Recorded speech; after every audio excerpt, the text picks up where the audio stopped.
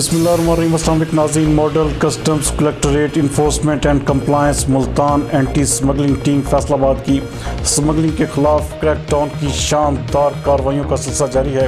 ہمارے نمائندہ ایکسیسی ابرار حسین کے مطابق بھاری مقدار میں اسمگل شدہ سامان قبضہ میں لے کر قومی خزانہ کو کروڑوں روپے کا فائدہ پہنچایا گیا۔ Chief collector custom enforcement Faiz Ahmad اور collector custom MCC Multan madam Munizah Majeed کی اسمگلنگ کے خلاف ہدایات کی روشنی اور ایڈیشنل کلیکٹر کسٹم فیصل آباد غلام نبی کمبو اور deputy collector custom Maqbool Ahmed Baloch کی سربراہی میں جولائی کے مہینے میں فیصل آباد میں شاندار کارروائیاں کی گئی۔ Custom anti smuggling organization Faisalabad team نے مختلف کارروائیوں کے نتیجے میں رانی جوس، ٹائرز، خشخاص، خشک دودھ، زیرہ، املی، ویلڈنگ راڈز، ایرانی چاکلیٹ اور نان کسٹم پیٹ گاڑیوں کی بھاری مقدار قبضہ میں لیے گئے سامان کی کل مالیت کروڑوں روپے میں ہے۔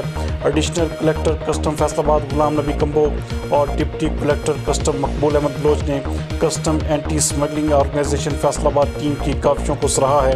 انہوں نے میڈیا سے گفتگو کرتے ہوئے اپنے اس عزم کو دہرایا ہے کہ فیصل آباد شہر سے اسمگلنگ کے خاتمے کی کوششیں آخری حد تک جاری رکھی جائیں گی اور میرٹ پالیسی پر کسی بھی قسم کا سمجھوتہ نہیں کیا جائے گا۔